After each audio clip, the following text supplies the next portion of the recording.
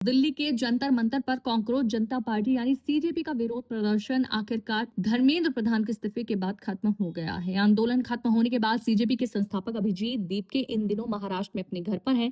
इस बीच उन्होंने एक चैनल पर बात करते हुए कई बड़े मुद्दों पर अपनी राय रखी है। अभिजीत दीपके ने कहा कि उनका आंदोलन सिर्फ एक मंत्री के खिलाफ नहीं था, बल्कि शिक्षा व्यवस्था में सुधार और छात्रों को न्याय दिलाने की कोशिश थी। उनका कहना है कि छात्रों की आवाज पूरे देश में सुनी गई और इसी वजह से सरकार पर दबाव बना। बातचीत के दौरान उन्होंने प्रधानमंत्री नरेंद्र मोदी के वीडियो संदेश पर भी अपनी प्रतिक्रिया दी। इसके अलावा कंगना रनौत के जेंजी को लेकर दिए गए बयान पर भी उन्होंने अपनी बात रखी।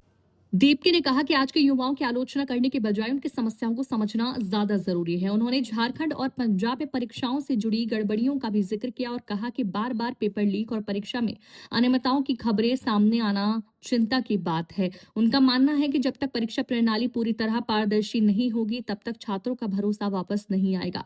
अभिजीत दीपके ने E20 फ्यूल के मुद्दे पर भी सवाल उठाए। उन्होंने कहा कि ऐसी नई योजनाओं को लागू करने से पहले आम लोगों पर उसके असर को समझना चाहिए। अगर किसी नीति का सीधा असर लोगों की जेब पर पड़ता है तो सरकार को पहले पूरी जानकारी देनी चाहिए और लोगों से खुलकर बात करनी चाहिए।